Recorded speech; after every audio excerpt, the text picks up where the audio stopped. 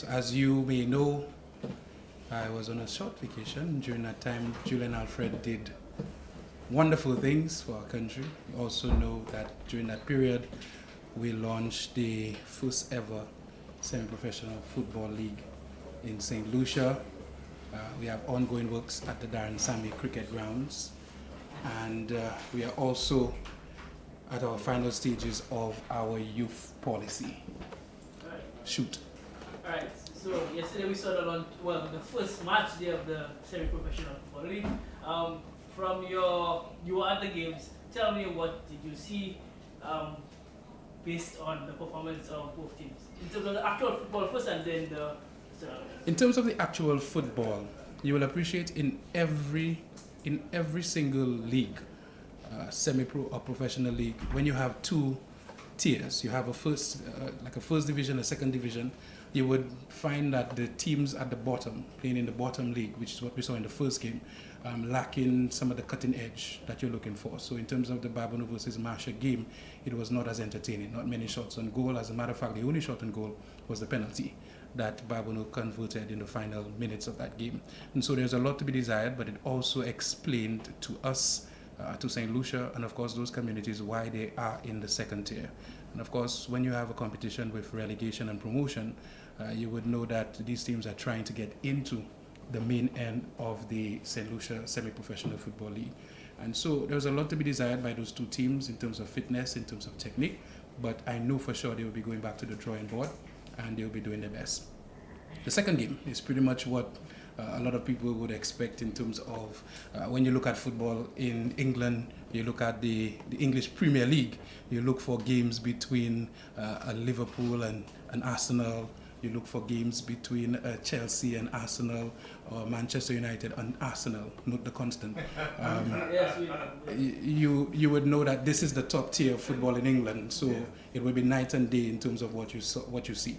And of course, that game was a better game. Grosley came out on top, naturally 1-0 against Leclerc, who came in as champions. Still a lot to be desired, even in the top tier game, in terms of finishing, in terms of execution, in terms of game planning, in terms of fitness. Because clearly you could have seen Leclerc being slightly the fitter of the two teams, because the last 15 minutes of that game, you saw a lot of pressing by Leclerc as two champions trying to get back into that game. But Grosley held their nerve, they did what they had to do, and they were victorious. And so, in our first ever semi-pro day, Grosley came out on top 1-0, and of course, Babonneau defeated Marshall 1-0. Listen, I'm not diverting too much from the issue, but the facility, we had a short inspection of the facility. I don't know if it has been brought to your attention, but the Marshall facility was once brilliant. But from the top floor, I don't know if it's the fourth floor, there's still the burnt structure. It's untidy. I know we have the visitors coming in, and there's a lot of preparation. Would you take in all these amenities, the stands, Thank you very much for that question. It allows me to go back, because we have very short-term memory in this country. When we came in as government, if you looked at the Mindo Philip Park and what we saw yesterday, night and day, the stands on the right-hand side, that did not exist, and it was not available for patrons for the last 5, 6, almost 8 years. That has been done. The roofing on that side, that has been done. The main side as well, the roof was totally damaged. We have done work there.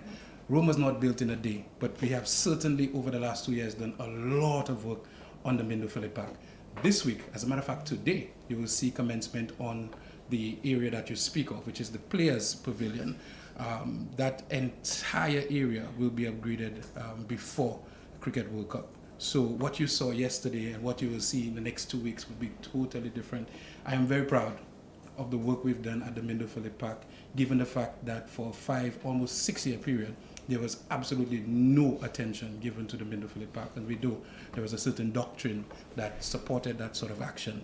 And right now, for the first time in so many years, the launch of a semi-professional football league was held at the Mindo Philip Park. And I mean, everybody commented on the fact that for so long, we've not seen so many people at the Mindo Philip Park enjoying football. And that, as a government, we can take pride in. We deliberately decided to bring football back to the Mecca. Castries football has been on the downturn for a number of years, and under my watch, it will not continue. We will be moving to the works at the VG playing field after budget. We have a lighting project that we're going to do at VG with Pavilion so that Central Castries can have a home next year in the semi-professional football league. So would maintenance be maintained at Masha? Oh, absolutely. Two grounds, So, well, Masha is the pride and joy of the Prime Minister. And so we'll be seeing the commencement of works on the pavilion for Masha, because we know that football is primarily played at Masha, and of course cricket and track and field at the Mindofule Park. And so next year's Semi-Pro League, we are expected that by that time, the Masha playing field will be available for Masha's home games. Similar to that, the Grosley, we are commencing work next week on the Grosley Mini Stadium. And so we'll be seeing the blockade, the pavilions, the washroom facilities for Grosley. So Grosley will have their home venue for the semi-professional league. And another thing I must note, yesterday we were actually having a complaint. And one of the biggest complaints we were having was from the vendors who said that all their drinks were sold out. And I mean, that is something that we are very happy about.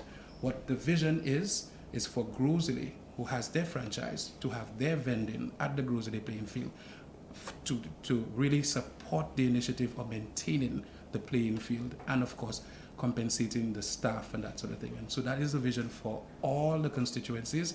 And of course, it's not going to happen in just one term. But come our next term, we would see that most of the playing fields would have a home venue so that the semi-professional league could be what we truly want it to be. Should this initiative, be successful in the future, I know I'm speaking ahead of myself, but could we see a copying and a pasting of that idea on another sport maybe? So to semi-professionalize something else, if I know this is far ahead in the future, but could we see Not that? so far. Okay, As a matter of fact, the same amount of, let's just say, attention that football is getting, we do intend to move in that direction with cricket as well. We do have a SPL, St. Lucia Premier League. It's for about a month or two. We do intend to work with the organizers.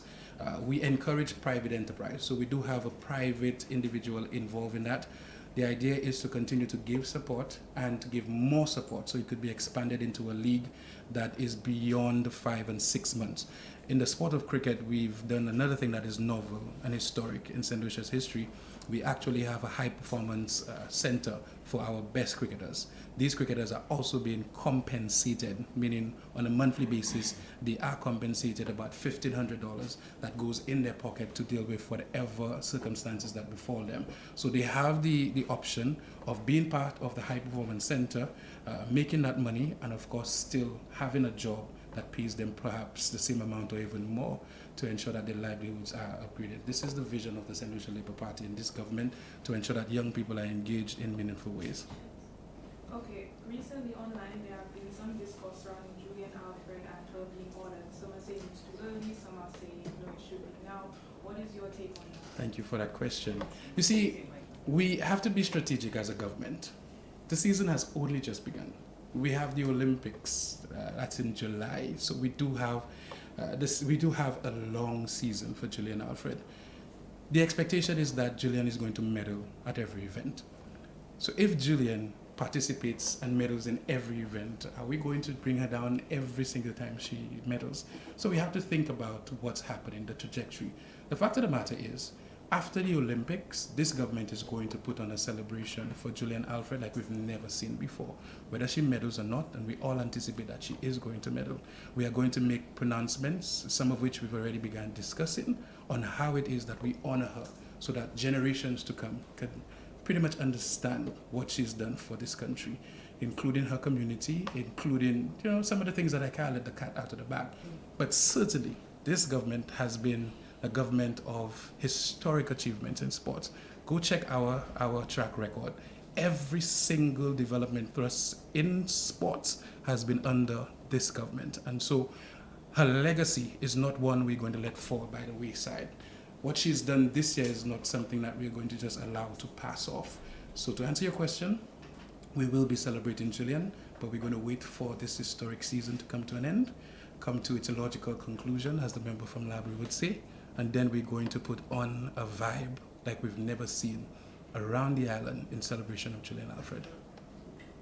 $100,000 from the First National into sports. Happy about private sector involvement, participation, support.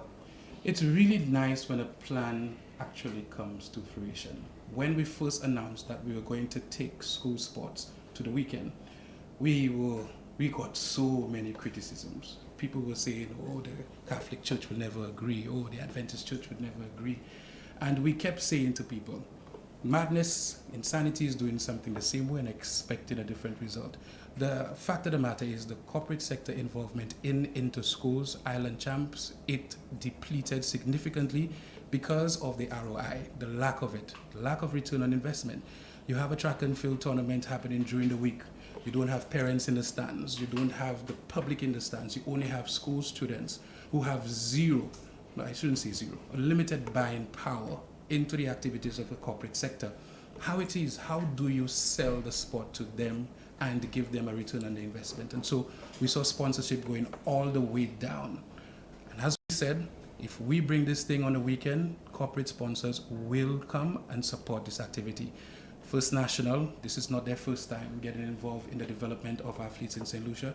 We see it, historic move, $100,000 invested in our inter-schools competition, the Island Champ being moved to a Sunday. So this Sunday, the 17th of March, we will see from 2 o'clock the first ever inter-school championships where parents could attend, where family members could attend, the general community. So it's no longer going to be a schools event, but a national event that exposes our young talent to all of St. Lucia and the rest of the world. And so I am extremely excited that this was another promise made by this administration that we are fulfilling, because the young people really deserve the attention for their hard work, and we're going to see that being done this weekend. Oh, you mentioned the youth policy. What is that? Okay, so the National Youth Policy is really going to drive how young people's development is affected over the next couple of years. And of course, my ministry, charged with the responsibility of youth development, they are going to be pretty much put in a policy which sets the tone for how this is exercised by government. It's going to be law. So, I mean, there are a couple of declarations in there. It's a document, a policy document that we've been working on for a long time. And sometimes people forget that it's a Ministry of Youth Development and Sports. A lot of the time, sports take most of the attention. And we believe that young people have a major role to play in the development of this country. And so with that policy, it's going to chart the way forward and identify exactly how we're going to do it, how society is going to come on board, and how we're going to actually shape the future of our next generation. Coming very soon. The last one. Mhm. Going back to semi-pro sports, critics, detractors who believe government should be far away from sports administration. What say your response to that? I say they are correct. I say you are correct in saying that government needs to stay as far away as possible from the actual commercial aspect of sport. And this is actually the vision that this government have for a semi-pro league. We needed to get a start. We could not have continued to just stay on the sideline and have people say that football is not developing, our young people are playing, they are training for multiple hours, and they're not getting compensated. A lot of them were on the blocks. I can say to you that yesterday I sat in the stands and I watched individuals that on a Sunday afternoon would have been shot at, literally shot at, in Grosley on the playing field. And I felt to myself, this is where they need to be. They got back into playing football. Grosley people will know individuals that I'm speaking about. They are into meaningful activity. And the thing that is lost with the semi-pro league that I need to say again, the tagline is pretty much developing, leveraging football to transform lives. And this is what we need to continue to understand. We are leveraging football to transform lives. So with this program, we are going to be having a parenting workshop for these young men. We know that a lot of the complaints are about fathers in the household and their role. And so with this program, we're going to be bringing all the young men into a room to have discussions, to train them on what it means to be a father in a modern world. With this program, we've also signed an MOU with the Ministry of Education and NSDC and the Taiwanese government to provide the finances over $200,000 in finances for skills development in terms of anybody who wants to be a plumber, anybody who wants to be a carpenter, a bartender, a massage therapist. We have over 15 items identified as training options for those young men. And so the development thrust is not just about paying people to go and kick a ball, but to actually leverage football to transform their lives. Money management is another program that we are going to have, because some of these footballers, some will be making $15,000, some will be making $2,000 a month for the first time in their life. And so at the end of the day, we want to speak to them about how do you invest, how much do you save, what percentage do you, if for some people, tithe, how do you actually use your money to sustain your livelihood. And so this semi-pro league is something that I am extremely passionate about, simply again because of my experience. I've said this many times. I was a national footballer. I went and kicked ball all over the world for St. Lucia. When I got injured, I had to deal with my injury myself. So the sum total of money I made from football is less than negative $20,000. So anybody who kicks a ball right now for a first division team is making more money than I made for my entire career from playing football. And this is what we have to do. Criticize the quote-unquote paltry sums paid to these semi-professional players. Do you have any response? Yeah, again, this is what we speak about in terms of government being removed. By the time the corporate world understands what's going on in terms of semi-pro football, we will be asking people to send proposals to sponsor, and we would have to pick and choose, because the amount of attention, the return on investment these companies can have would definitely trigger them to come to gravitate towards the league. We have proposals coming through right now for sponsorship. Tagline sponsorship would be in excess of $500,000 for some leagues, and so we will be able to, as time goes by, compensate footballers better and better. And you have to understand that this is the first year. So we don't expect to be paying footballers $5,000 in their first year. But by year 3 and 4, the expectation is we'd have through transfers. There are a couple of footballers I saw yesterday that I would want to play for Grosile. And so the transfer fee and the amount they may have to be compensated for coming and play for Grosile may be in excess of $3,000 for the month. But these things don't happen in the first year. The first year, you have the football, you pay attention to what's going on, and you definitely make adjustments going forward to strengthen your team and to ensure that players are better compensated. Would there be media engagement courses as well in the training? I know that's an important aspect of athletes, you know. So a huge component of the semi-pro league that has not been put out there is the collaboration with the Youth Economy Agency. So this government is about synergy. This government is about working together to ensure that all walks of life, all the resources are brought together to ensure that whatever initiative we have flourishes. And so under the Youth Economy Agency, the partnership with the Semi-Pro League and the Ministry of Sports would allow for training for individuals and financing. As a matter of fact, right now, if you have an idea that you know could bring some level of equity and promotion of the Semi-Pro League, you have that business idea, you are in a position where you can put a proposal together and go to the Youth Economy Agency and get funding in the first instance of up to $5,000 for that business idea. Once it's an idea that is well thought of, put together, and we could see it being sustained. And so right now, I mean, persons that are involved in photography, videography, that can actually get something, put something together in collaboration with the Semi-Pro League and actually go to the Youth Economy Agency could definitely benefit from it. Anything on sport betting in the future? Sport betting is something that we cannot avoid. Growing up, I had my positions on sports betting and, of course, the impact it's had on families, and it continues to have on families. But it's something that I know as a minister is, in the modern age, is spreading like wildfire. And so we expect for it to continue with this league. We right now have video lotteries from both Cage and from CBN.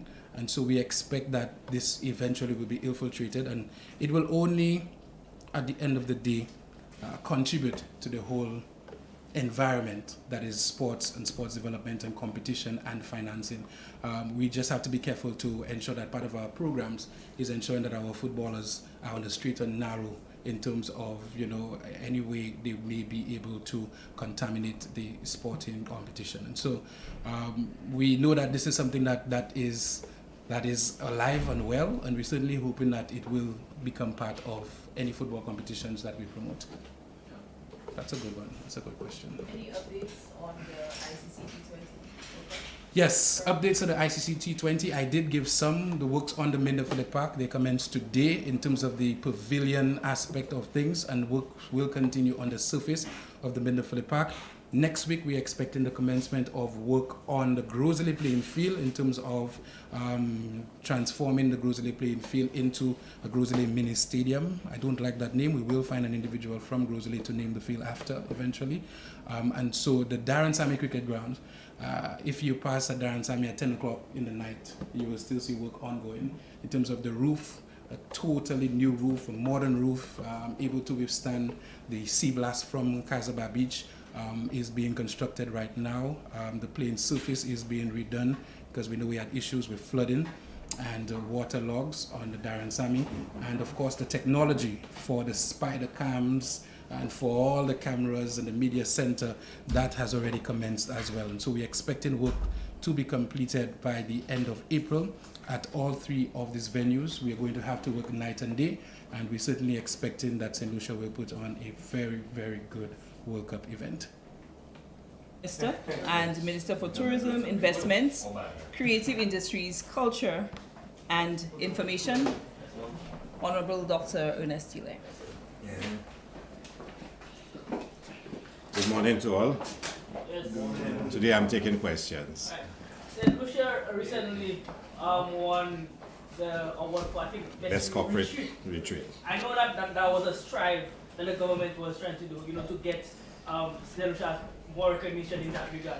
Yeah. Speak to the significance of this award for us. For us, it is hugely significant, and I want to start off by saying congratulations to the many stakeholders in St. Lucia that made that possible, the Central Tourism Authority, the hotels, the destination management companies that certainly do a lot of the work for this to become a reality. For us, it's a big deal. It really matters to us. We have plans in terms of the development of the tourism industry for us to expand the MICE segment of it, and for us to be able to be recognized at this early stage as a Caribbean Best Corporate Retreat is a big deal. We made a very determined effort last year to facilitate and to promote the hosting of events as well as meetings, conferences in St. Lucia. So for us, to have received that that early was, really exciting, and we will continue to work to promote, that area, and we certainly looking forward to the commencement of the Grand Hyatt in Strozell, which will be specializing in that area, meetings, conferences, incentives, whatnot. So, we're really, really excited by it.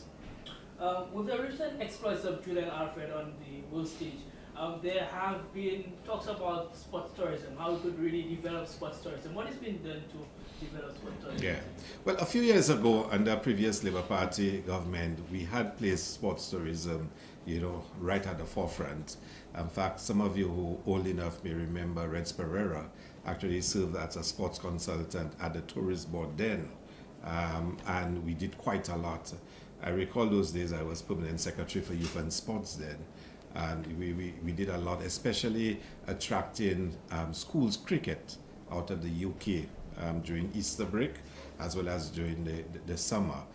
It was well established. We hosted a number of OECS events, and of course with Reds Pereira, a lot was done to promote OECS, marathon, OECS swimming, netball, quite a lot. We are building for us to set up again a very, very active, sports tourism calendar. The Ministry of Tourism has done a lot in promoting alternative sports, and that is super exciting for us. There's some changes that have taken place in the market from then compared to now. So, for example, I can say to you, it was sometimes very embarrassing for us when we brought down cricketers, netball teams from the UK, whatnot, and they go out to the rural communities, and persons want to use toilets and other facilities, and they did not exist, and that was sometimes very challenging for us. over the last few years, many of the facilities around the island have been upgraded. You look at in Dennery North, you have a very Dennery North, Larry Shaw's playing field can host first-class cricket. That's how good it is in terms of size, facilities, and lights. You have in Dennery, you have not so much Miku, especially with the vulgarity that took place to put artificial turf there, but that's another story. You can go to Vieux-Fort and Soufrière. So a lot of the facilities have been upgraded, and that's what we need. Because if we are going to invite schools and other professional teams to come to St. Lucia, we have to be able to offer them the very best facilities. And of course, you can understand the standards have really risen. So we are preparing ourselves at the Tourism Authority. We have some big targets in the coming years. Sports tourism is one, diving is another one. But you will see a greater effort being made to promote. I think in this summer, we have quite a lot of sports that will be taking place. We have World Cup Cricket, CPL, we have the English Tour, hopefully coming on. We have swimming coming on, and we are looking at a couple of other areas. Recently for Independence, we had the drag racing, and drag racing, as you know, is big in this part of the region. We have been working through Invest St. Lucia to support the development of that sport. So yes, just take note, next couple of years, St. Lucia will become the place to come in the Eastern Caribbean for sports tourism. Yeah. I'm guessing the addition of the semi-pro league will help with that as well in that regard. Sorry? The addition of the semi-pro football league will help in that No, regard. the semi-professional football takes it to a different level. The semi-professional football is not just about sports. It's an economic initiative, it's a social initiative, as well as a sporting initiative. Many years we've reflected on how do we make our athletes world class. And to create a high performance athlete, you need to have multiple facets in place. And we've often heard our sports people say that they have to hustle a living, they have to find a job, and they do not always have the time to focus on their sporting development. The semi-professional league offers an opportunity now for footballers to be able to spend more time focusing on skill development and personal development, and have to worry less about where their next meal coming from, where the next money is coming from, because they are going to receive support to be able to do so. So they can spend more time, training, rehabilitation, even reading, and even personal development, because reading is an essential part of it. I tell young athletes so often, you want to be a world-class athlete, and sometimes you don't even know the history of the sport that you're involved in. Sometimes you have to, when you go online, rather than read all the other things online, read about your sport, read about the great ones in your sport, what they did to succeed, read about the great athletes, the mindset they developed, the regime they developed for success. There's so much that you can learn, but if you have to worry about having to go and hustle a living today, go and break a job tomorrow, it distracts you from that, even down to your nutrition. Guys tell you, if you're going to be a high-performance athlete, you have to eat right. You have to know what's the proper regime you have to follow. The semi-professional league will do all of that. So it's an economic activity in terms of engaging young persons in some form of employment, but it's also vital for their personal and professional development, learning how to tie a tie, how to use a knife and fork, how to fill out immigration forms. Simple things like that you believe are not necessary, but all that is part of what you're reading up on nutrition, what foods you must eat, what foods you must not eat, and whatnot. So it is a fantastic addition to our sports development program in St. Lucia, but it's also very critical as it deals with social development, because we have a large group of young men that we've now pulled into a very productive pathway. So I'm really excited about it. And I was glad I was there yesterday to see the first matches and to see the first goal that was scored. Just 1 second. Notwithstanding that it's in its infancy, the semi-pro league is in its infancy, and I know that the government is the one who's pushing the initiative for the semi-pro league. In terms of integrating it across the OECS at the very least, to make countries have similar ideas that will come together, and the franchising element of it could be just like, I guess, the Euro Cup, Euro Cup and that kind of stuff. Are there any plans or intentions to have that kind Well, I mean, I can't speak about what the Ministry of Sports plans are, but I can tell you, it's one step at a time. Let's take the baby steps, and then we'll start running very soon. I'm hoping it can evolve, because I think at I know there's the Nations Cup within the CFU and whatnot. So they have their own structure, their own processes. Remember, government is like the financier of the link together with the FA. So our interest is to get it going and to make it happen. And the relevant sporting association will follow their own pathway as to how it's done. But for government, it's really critical that we get this going. I'm hoping too we'll have a semi-professional SPLs, and well, we've had one before, the T20, St. Lucia Professional League T20, which attracted big crowds, at Bosiju and other parts of the island. So I'm hoping we too can put something in place for the cricketers. I often argue, and people sometimes we have debates with my friends about it. I tell them there are 3 sports that we world class in. Well, 2 sports really we world class in from junior level. That's cricket and track and field. If you think about it, a 15-year-old in St. Lucia can be among the best in the world. A 50-year-old sprinter in St. Lucia or any track athlete can be among the best in the world. And we have shown that we can be the best in those 2 sports at junior level. So, we should nurture and propagate it as much as possible. Yes, in terms of our marine resources, stadium, it's a big event. We have a lot of, we have the ARC, we have a lot of, we host a lot of foreign visitors. But in terms of our own development, there are young kids who want to be boat builders. I know Sufre I had this rapport for the young guy. In terms of boat building, we've had a lot of using our marine resources, because sailing is a big sport as well. Would there be, down the line, would there be any interest put into,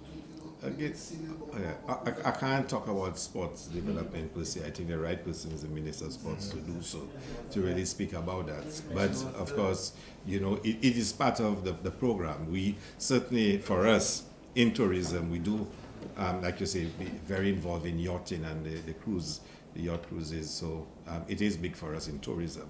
But in terms of sporting development, I think the best can talk about us. Yeah, Mr. Can you just, right now we're getting ready for the budget. Can you just tell us how it's budget preparations are coming by your ministry, sir? Well, I think we're waiting for the Prime Minister to present on the 23rd. We're super excited again about the presentation of the estimates. I know for a fact, from my ministry perspective, we have a lot to say. We have a lot to report on. So I can't say it now. But I mean, just to give you a sense, we are investing heavily in community tourism. Only last week, some of you were present, where we had the signing ceremony for more investment in infrastructure for community tourism. We will be investing a lot more in the creative industries this year. So you'll hear a lot about the creative industries and the support that it gets. You'll hear a lot more about the increased support for Carnival, for example, and our cultural expressions. You'll hear a lot more about our support for La Rose and La Marguerite and for emancipation. So, I mean, I hope I get more than an hour to speak about all the things I want to discuss, because the government is investing heavily in those sectors. And of course, for tourism, our numbers are excellent. When I last spoke to you, I told you January was above what it was for 2019 and our best January ever. February is also the best February we've ever had. So for January and February this year, our numbers are even better than last year and better than 2019. So we are on course for, if all goes well, and God looks over us, to have an excellent year in terms of our numbers. So our numbers are increasing.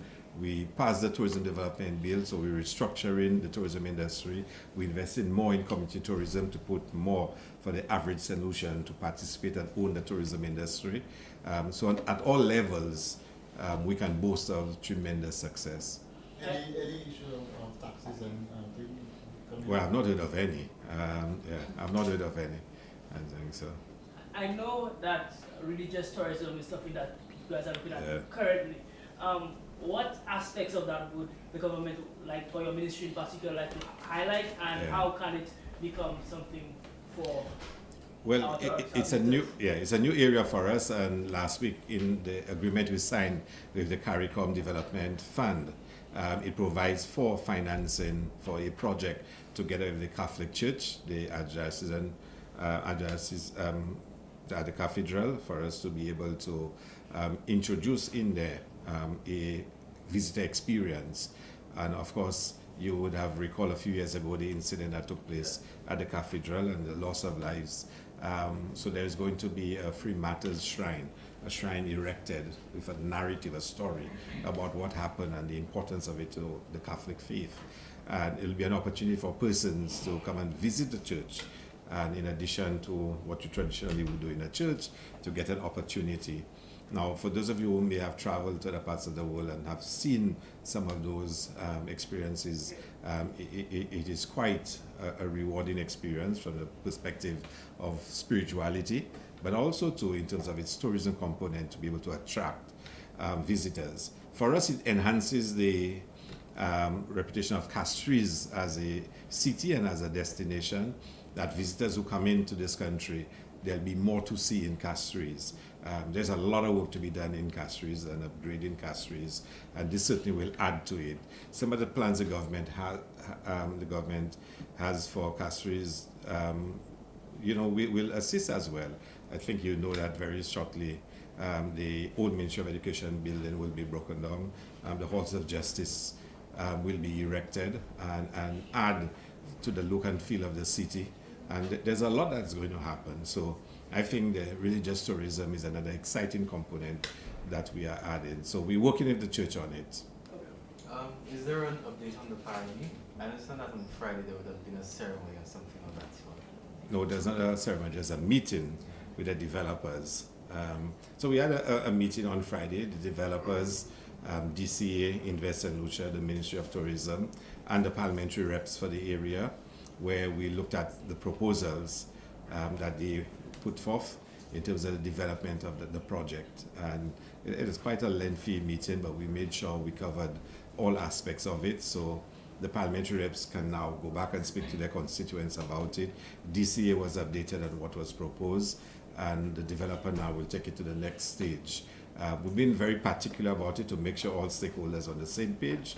But for us, it's a very critical project because, for years, since 2008, it's 14 years that site has been abandoned. And it's an eyesore. It's the loss of hope of what could have happened for those coastal communities. So we're very determined to work with a developer to make it real. But at the same time, we're equally committed to make sure that we observe all the necessary protocols and all the necessary precautions that will still safeguard the area for what it is. Let me ask you a question on behalf of Michael. Hard work, right? You have 4 hotels under construction presently. St. Lucia continues to rack up all these great, illustrious accolades for tourism. And yet still you have a small segment of the population who are unimpressed with another hotel, tourism. So you could give us your feedback in relation to their sentiments that governments after governments continue to sort of put pedestalize tourism, 1, and 2, settle the argument or the debate. Can St. Lucia viably survive without tourism? Can we pivot away from it? Yeah. It's an excellent question. And, if you're at university, that would be a whole course in political economy of tourism. And for us to really examine all the arguments, because whilst you may not agree with some of those arguments, there is some basis for those sentiments, and it's how do you address it. Now, there are people that would not support tourism blanket. No matter what you tell them, what arguments you put before them, they will not support it because they don't like the symbolism of having the country's economic growth, economic development, dependent on persons from outside having to come in. There are some people that are what you call autarkic. They believe you can only develop if you only develop from within. The truth is, in an interdependent world, you cannot really develop like that anymore. You need to have relations with other countries and be interdependent. And that's the reality of the global political economy. So we need to be able to trade what we have competitive advantages in. What do we have the most competitive advantage in? tourism. We cannot manufacture cars cheaper than Japan and the United States. We cannot make refrigerators and televisions. We cannot make semiconductors cheaper than anybody else. How many things can we produce in this world and be the most competitive about it? We don't have oil, we don't have diamonds, we don't have uranium. What do we have? We have the beauty of the country, we have the warmth of the people, and we know how to offer the best experiences in the world. And that's what we have in this region of the world. We are the world leaders in doing that. We are limited by size because we're not large territories, we're small islands.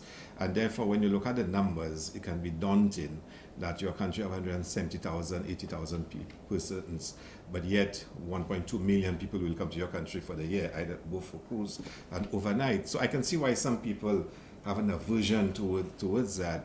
And then you have people who believe that tourism requires that we give up the best parts of St. Lucia to be occupied by foreigners, whether on the beaches or whether the forests, the rainfalls, the waterfalls, the rivers, whatnot, and they don't like it.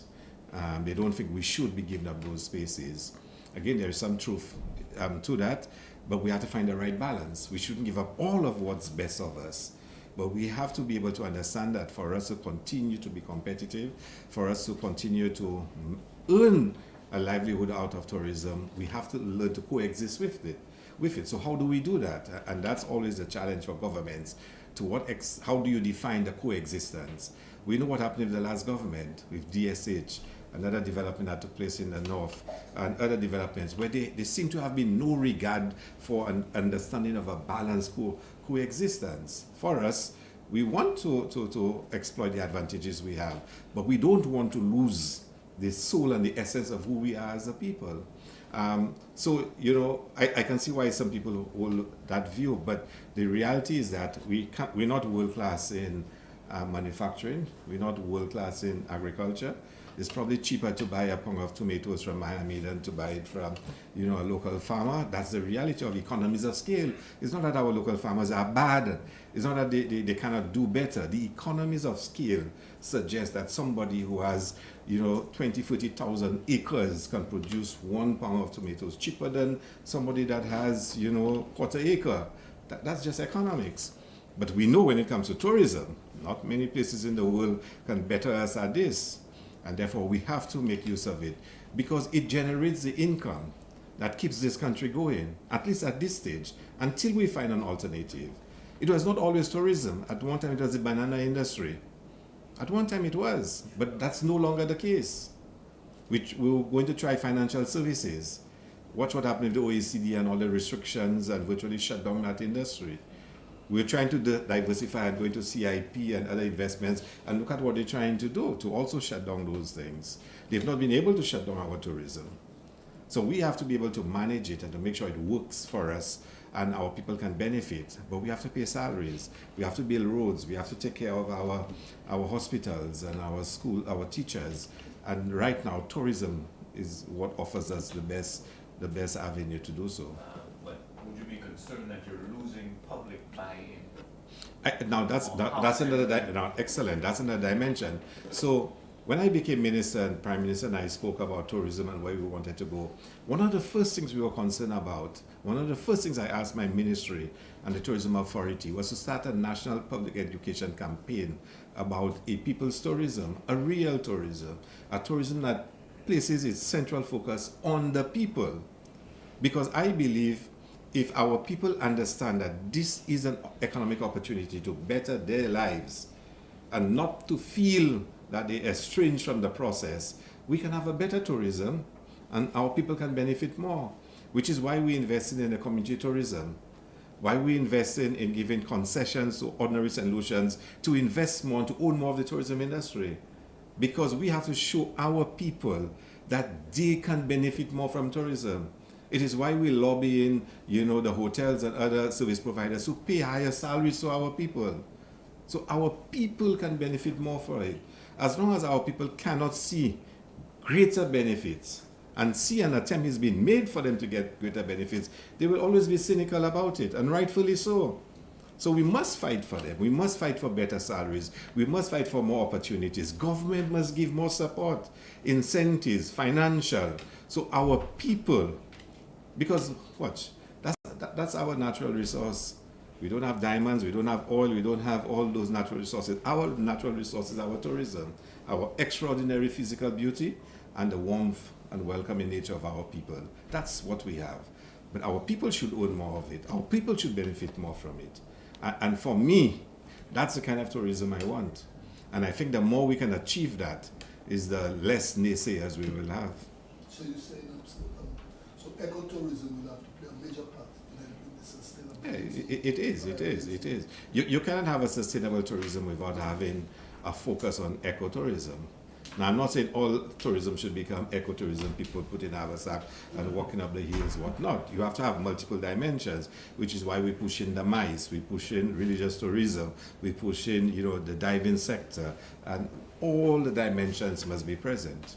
In terms of those, speaking about ecotourism, in terms of structural development in St. Lucia's interior, because I know the majority of our island is forested and mountainous in the interior. Are there any plans to do anything inside, like the middle of the country? Or no, we shouldn't. We shouldn't, because that's part of what we're offering. Because if you look at some of the islands around us, they have beautiful beaches. Some islands have more beautiful beaches than us. But not many islands, maybe no other in the Eastern Caribbean has the balance that St. Lucia has. Beautiful beaches, forests, waterfalls, rivers, the same interior that you speak of. They have no other island in the Eastern Caribbean. The only island I believe that can rank that balance is Jamaica.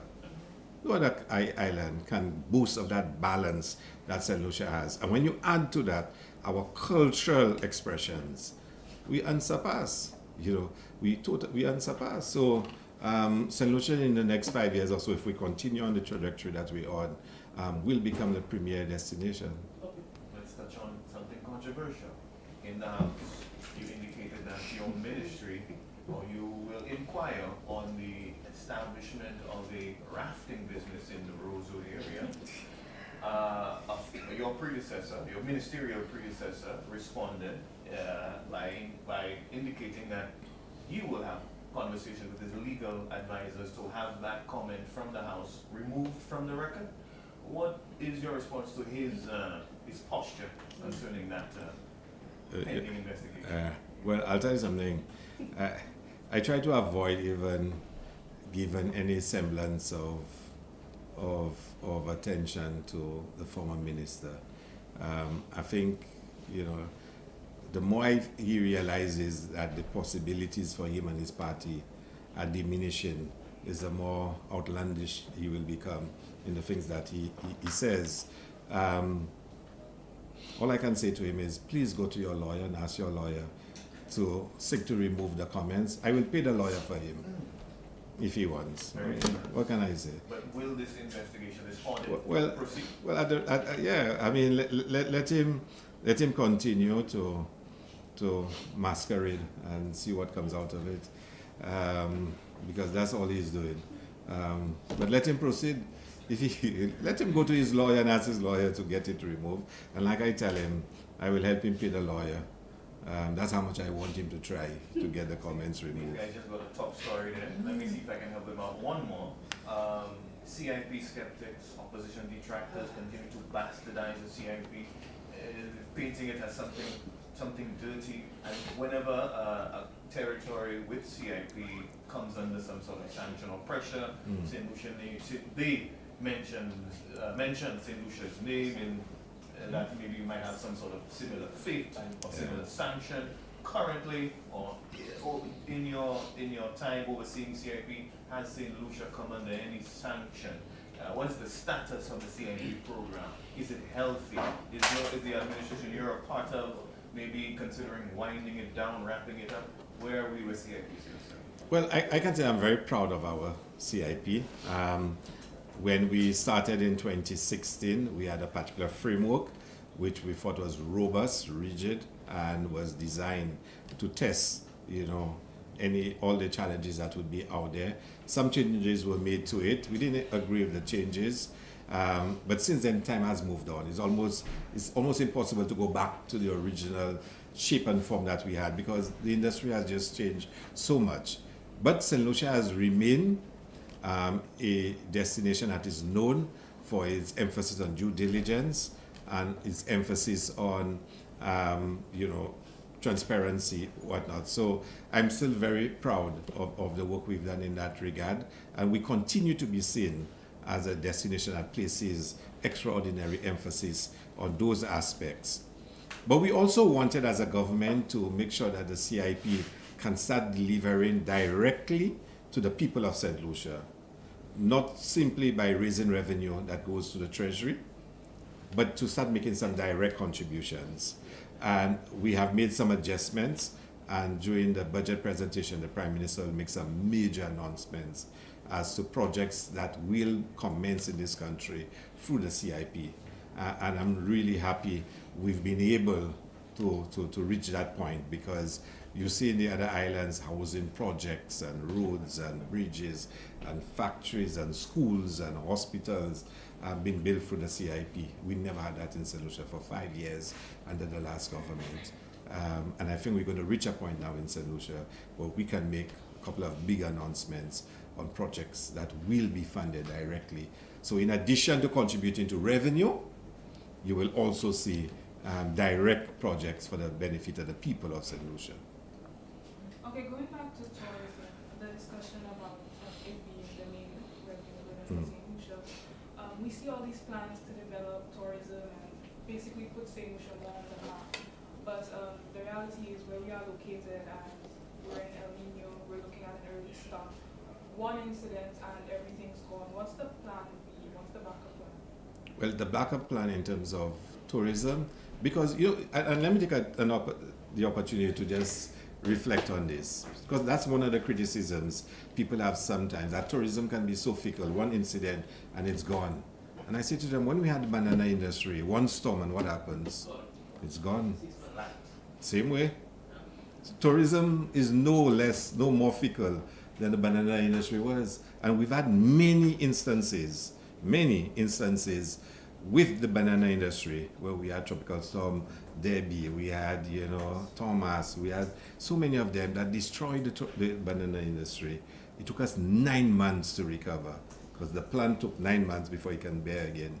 COVID just showed us something with tourism. It's a lot more resilient and a lot more adaptive than we believe it is, because within weeks of opening our borders, people started coming back. So the tourism industry is a lot more adaptive and resilient than anybody ever thought it was. And I think that taught us that tourism is not what we believe it is. In fact, the banana industry was more, inflexible and more, exposed and vulnerable than the tourism industry was. And if we could get a competitive advantage in manufacturing, I think we should pursue it. We already have a few success stories in St. Lucia, Baron Foods and a few others. We need to build on that. We need to build on it. But we have to find ways of producing cheaper than other places in the world. Because if you can't produce jams and produce sauces and produce, sausages and whatever you produce, if you can't do it cheaper than the rest of the world, nobody will buy your products. Nobody will buy your product. So we have to be mindful of that. So the plan B really is for us to build a resilience in the industry and for us to have the capacity to come back when we face challenges. Now, until we can find a more competitive industry, whether in agriculture, whether in manufacturing, then we really don't have any option. I would love to see us introduce more technology in agriculture so that we can produce, and not just produce, you have to be able to export. Because if you think about it, the country earns money when it exports. Tourism is an export industry. It's true people come in here, but there's foreigners coming in here in exchange for a service, and they pay us. So in a sense, we are exporting a service. We have to be able to export. Producing and not exporting, you're not earning.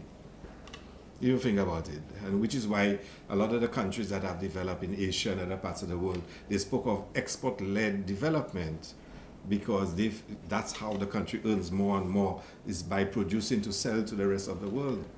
So we do not just have to produce to take care of ourselves, which we must do, but we have to also produce to export and to earn. Final question from me. Haiti, right now we see a situation where there is, a lot of turmoil. Right now, what is St. Lucia's stance with Haiti and how are we contributing? Well, I think St. Lucia is very involved in the situation in Haiti. As you know, Dr. Kenny Anthony, a former Prime Minister, is part of the Eminent Persons Group that is assisting with the situation in Haiti. And right now, he is in Haiti with other Caribbean leaders trying to resolve the situation in Haiti. It is, from all indications, a very complicated issue, very, very complicated. But CARICOM is heavily engaged together with other international partners, the UN, the US, Kenya, to try and find a way of restoring normalcy in Haiti. It's unfortunate the situation that Haiti is in, and we all grieve for Haiti when we hear of the challenges that they face, and we really hope that they can have a sense of normalcy and life can return to what persons want, especially in the capital. So St. Lucia is very involved, very engaged. The Prime Minister is very engaged in what's going on and is regularly briefed on what's happening. And like I said, Dr. Kenny Anthony is in Jamaica now as they try to lend support to create that transition that is needed in Haiti.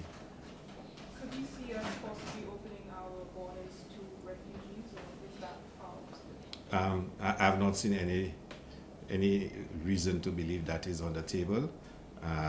So I can't comment on it per se. Yeah? Thank you.